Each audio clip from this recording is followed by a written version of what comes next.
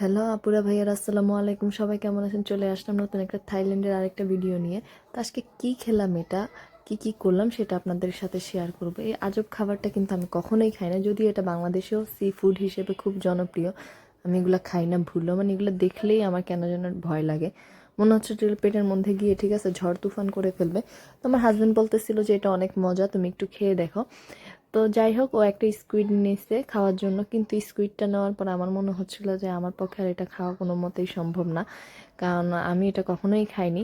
আর এদিক দিয়ে হচ্ছিলো এই আপুটা আরও বিভিন্ন ধরনের খাবার হলো ফ্রাই করতেছে, অনেকটা হলে এটাকে বলতে পারেন হালাল খাবারই, হারাম খাবার না, কিন্তু সবগুলো এখানে হালাল খাবার।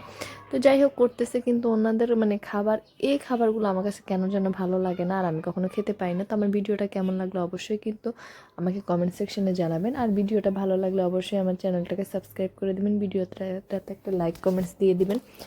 তো যাই হোক, যেই কথা সেই কাজ, আমার হাজব্যান্ড খাবে বলতেছে একটু ট্রাই করে দেখবে।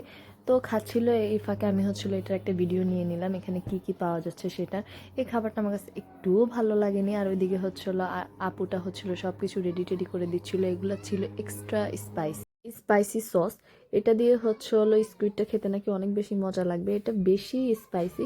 তো আমার হাজব্যান্ড টেস্ট করতেছিল, ওইদিকে আবার আবার আমি আমার জন্য আরেকটা খাবার অর্ডার দিয়েছি, এখানে ফ্রাইড চিকেন ছিল।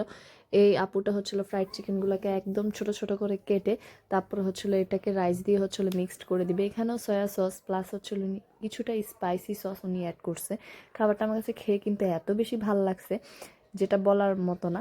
তবে হ্যাঁ, আমি যদি নেক্সট টাইম কখনো থাইল্যান্ডে যাই, আমি এই খাবারটা আবার খাবো। আমার কাছে খুবই ভালো লাগছে, আর মনে হচ্ছে যে খুবই রিজনেবলের মধ্যে খুব ভালো একটা খাবার। তো আমার ভিডিওটা কেমন লাগলো অবশ্যই কিন্তু জানাবেন, আর ভিডিওটা ভালো লাগলে অবশ্যই অবশ্যই আমার চ্যানেলটাকে সাবস্ক্রাইব করে ভিডিওটাতে একটা লাইক দিয়ে দিবেন।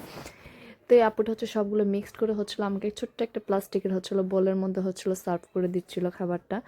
তো এই খাবারটা আমাকে এখন প্যাকেট করে দিয়ে দিবে। এটার সাথে ওনারা পলি ইউজ করে। ওখানে আমি দেখলাম যে একটা জিনিস, থাইল্যান্ডের সব কিছুতে ওনারা পলি ইউজ করে। তো সবাই ভালো থাকবেন, সুস্থ থাকবেন, পরে ভিডিওতে আবার দেখাবে। সেই পর্যন্ত আসসালামু আলাইকুম।